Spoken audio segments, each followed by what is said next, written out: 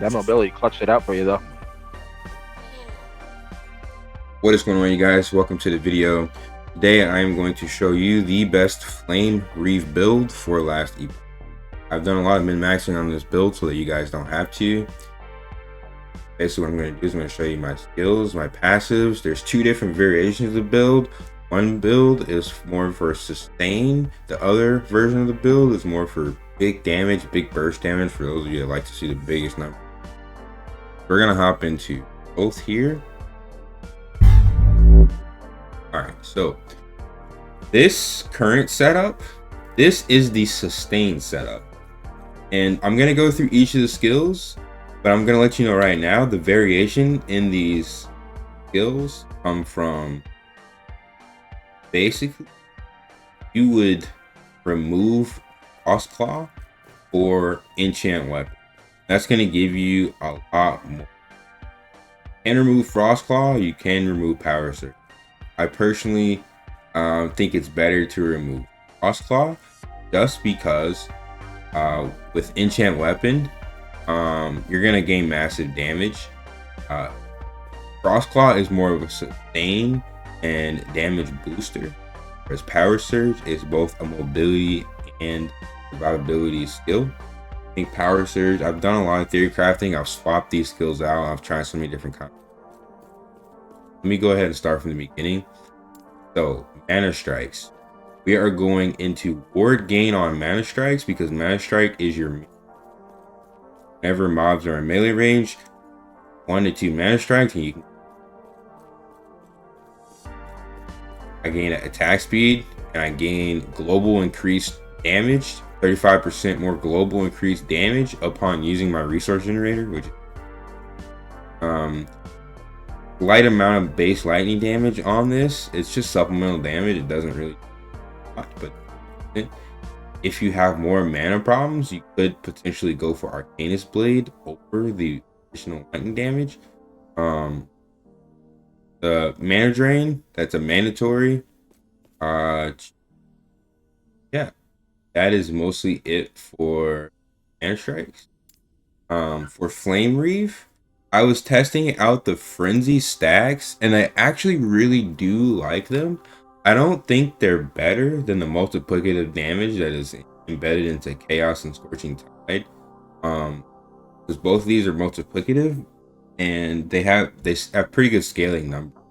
But the extra attack speed on when you do proc Frenzy is definitely fun. I want to also try out Marcus.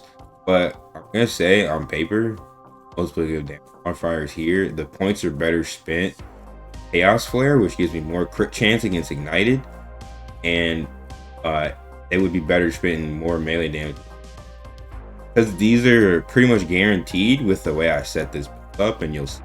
Because we're applying Ignite with Frostclaw. We're also applying Ignite for Flame Reave.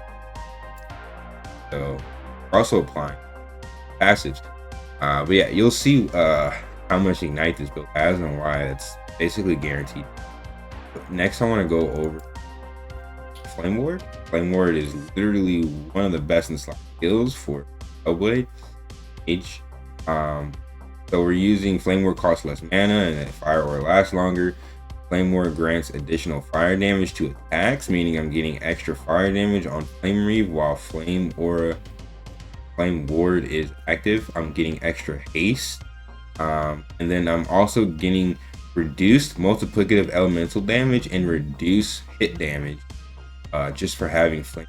So it makes me extremely tanky, and then I also am gaining 80 extra ward. Up here I have the extra charge, so now I have 2 charges of Flame Ward with dual Aegis. And then extra ward, even though it lengthens the cooldown. That's why I only put 2 points into this. It does give you extra ward granted, so it's a decent trade-off. Percent of missing health granted as ward, meaning if I'm low health when I cast this, slightly more ward. And one thing I may want to get once I get more points is going to be Astonish, which is going to cast Flame Ward when I'm stunned.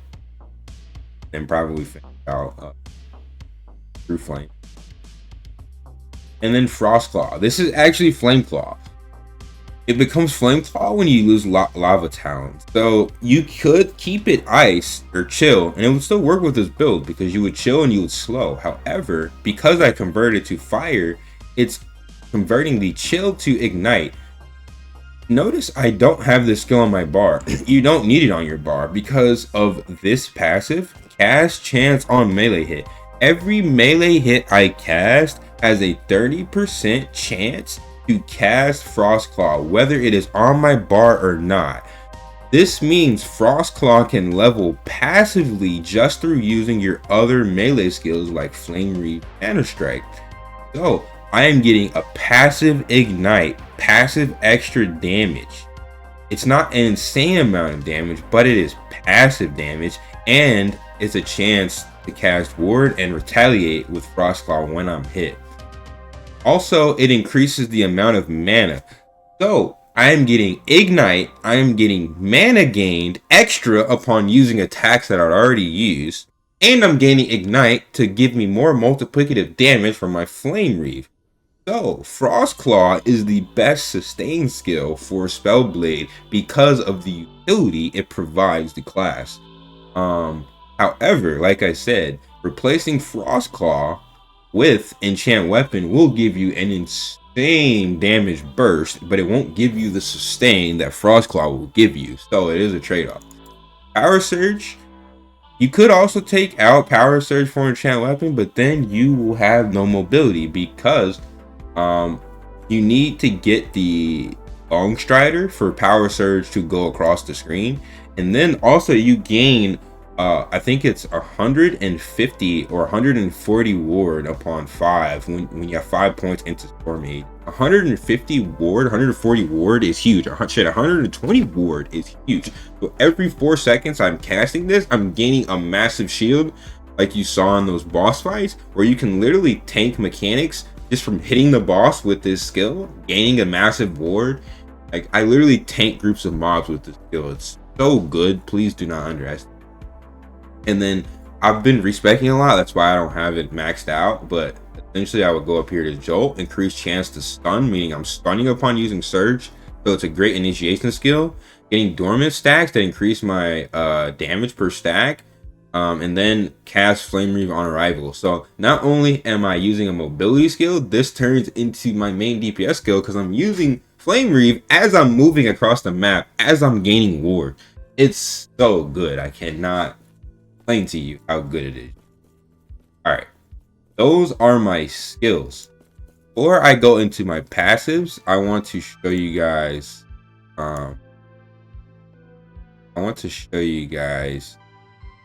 this. We want to look at last Epoch tool, okay? Because I want to show you guys what the enchant weapon path looks like. Alright, so this is Surge, Flame Reave, no Frost Claw, as you know. So I'm only going to go into Enchant Weapon. I'm going to link this in the description.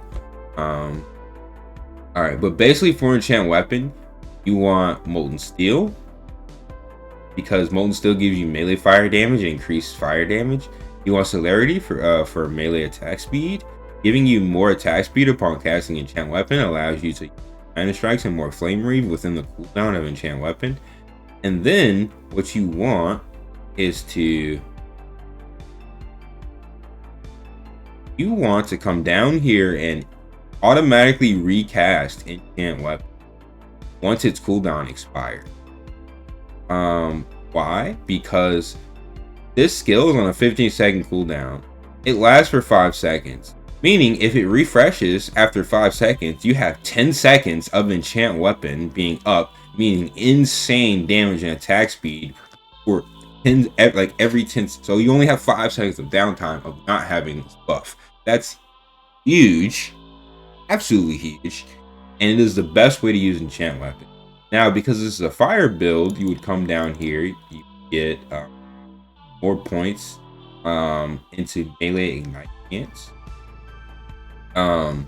But to show you, we're gonna reset, and the overall best best path to take be taking the maximum amount of efficacy, getting Kindling Blade, 4 points into Ignite, getting Flame Blast, max attack speed, then you put the last point. That would be the best path for it. Just simply because these fire bursts are huge, absolutely huge. And it's activating against ignited enemies, right? Which you have a huge chance to. With this passive, you have a chance to ignite enemies with melee attacks. It's doubled if the ignite's already active. So this enchant weapon is taking the place of Frostclaw with getting my ignite. So make sure I can get the multiplicative damage on. Also, Surge is casting Flame Reave, and enchant weapon is overall elemental damage. Yeah, that is the synergy of this build. Okay, and yeah, I made this build in the older version. I can't update to version 1 because this website has been extremely laggy. I'm guessing there's a lot of players on it right now. I will update it later on to game version 1, but this is what it is. What many changes to the build from the patches. I'm just going to show you guys this real quick. Frostclaw did get a little bit of a rebalance, like shell. It casts less shells, but it gives more slow, meaning it's probably going to give more ignite. And then we have a slight change in mana. We have a slight change in the board. These are very slight reworks. It's not really going to matter for the way we use Frostclaw for our build, but figure I'd show you. Curious. So next we have our passives. Now my passives in game are slightly different than my builder because I've been testing a lot in game. But the way I would ideally want my passives to look is Mage Flurry maxed, max critical multiplier into Sun and Storm. These do not take priority over Spellblade. After you get far enough into Mage Flurry and I think 2 points into Knowledge of Destruction, you're pretty much going to have enough points to go into Spellblade. That's when you start maxing out weapon. That's when you max out Element Affinity. That's when you go for Essence Duel into Mana Reaver. The dual wielding melee weapons is huge. Until you get dual wields, it's probably better to use a shield and a scepter, or a scepter and catalyst if you really want to like be for damage. But I think the shield makes you a lot more survivable until you get dual swords for max. Prismatic Blade for more fire melee. You only get 3, that way you can come here for Volka's Razor, increase elemental damage, and then Blade. Okay. And so what you can do is, what I'm gonna do if I notice I'm too tanky late game is I'm gonna take out points from Warden, many as I can, like 2, and then I can max out Blade Weaver, possibly put the lot. But yeah, the removable points come from Arcane Warden. If you want to put them somewhere else, you definitely can. Arcane Warden is going to give you more ward upon Mana Strike or any melee attack, Strike and Flame. It is still very useful, but I would say these other nodes take priority. Fire penetration with Ignite, melee Ignite chance, more fire damage, again, more mana gain, more attack speed, more ward gain, and then Fire Aura, like more Fire Aura. Fire Aura is actually really skill for a fire mage. Alright, you guys, those are my passives, skills. Going through my gear, adding the essential stats to my gear. Now, when you look at the gearing system in this game, it's very RNG based. It's based off what you can shatter to put on your weapons. But this is ideally like what I would want to see on my items. Armor, enchant weapon, dex, crit chance. On my helmet, on my chest, I would want to see melee attack damage, flame reave. Keep in mind, health is always a very good option early game. So I would replace any like T5 or tier 2 modifier with health. But yeah, intelligence, armor, cold, chance to bleed, chance to shock, crit, melee attack speed, crit chance, bleed, shock, Both of the swords are very similar. I want bleed and shock if I can. Then we have full resistance amulet.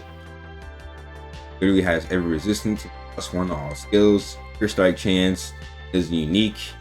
My ring, plus to all attributes. Cooldown recovery. I believe cooldown recovery is going to be very good for enchant weapon builds. That way you can reduce that 5 seconds.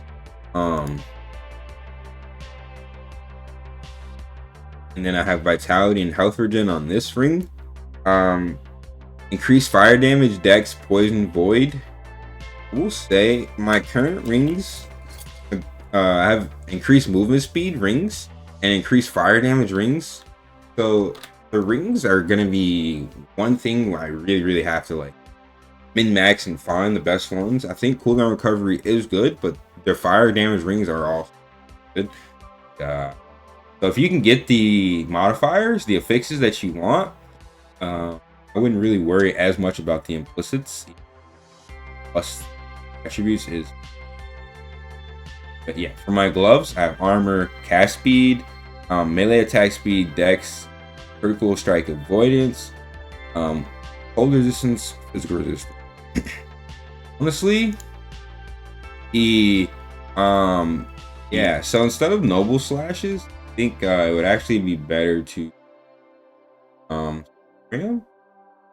alarm bracers, simply for the critical strike chance, or if you're low on void resistance for some reason, you can use haters. I think that's better than the fast speed version. And fiery dragon use here. Increase movement speed, fire resistance, increase movement speed. The double movement speed is very important for this build because of your melee. You want to be as fast as possible in order to get in for your mana strikes and then fire penetration with ignite, increase fire damage, and then giving a fire trail when I think these unique boots would be really good. And for my relic, health regen, increase fire damage, chance to cast fire aura, increase fire aura. I don't like the spell fire damage upon using a potion, so maybe I will find something that's a little bit more tailored to my build. But as far as like just looking for some base unique, some really easy like mid-late game build, like this is it, guys. Build so good. But yeah, I'm gonna go ahead and drop this description. Yeah, if you guys got any questions, please drop them in. Oh, let me know thinking. Game. Really excited for tomorrow's release. Thanks for watching, you guys. Catch you next video. Peace.